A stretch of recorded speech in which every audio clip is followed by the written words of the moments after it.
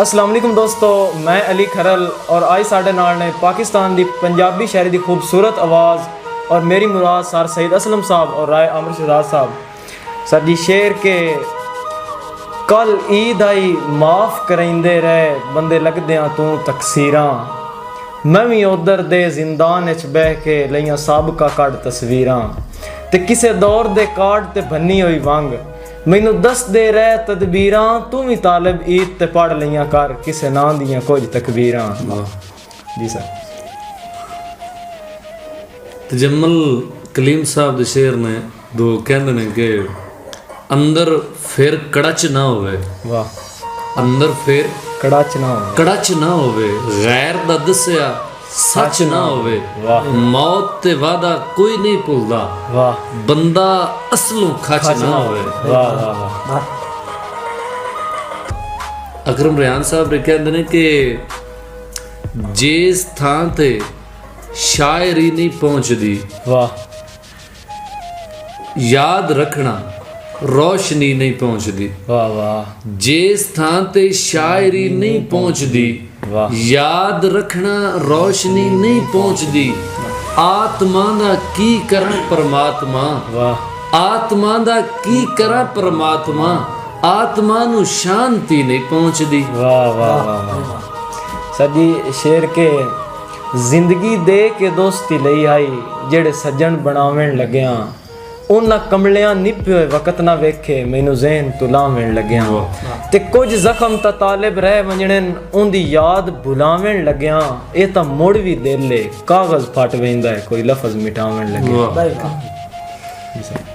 अकरम रियान साहब ने दो शेर ने कहते हैं कि खंड दे रूप विच मोहरा है, वाह, मैं खादा है, वाह वाह, प्यार सरासर धोखा है, वाह, मैं खादा है, वाह, वस्ती मेरे सच सुनान ते बिफर गई, वाह वाह, फिर जो इटा रोड़ा है मैं खादा है, वाह, ते धोखा खा वाह, फिर अकल ठिकाने आवेगी, मेरा बड़ा तजुर्बा है, मैं खादा है, प्यार सरासर धोखा मैं खादा। गुफरान अली साकी साहब दी गज़ल है, कहंदे ने कि रब्बा कुछ भी भावें कर मैनू ओंदे सावें कर, वाह, और 4 दिनां दे जीवन चों 2 ते मेरे नावें कर, क्या बात, इश्का हाले मैं नहीं मोई, वाह, सौड़े होर गलावें कर, क्या बात, साह पे खोंदे जुल्फां दे घट 2-4 वलावें कर। क्या बात।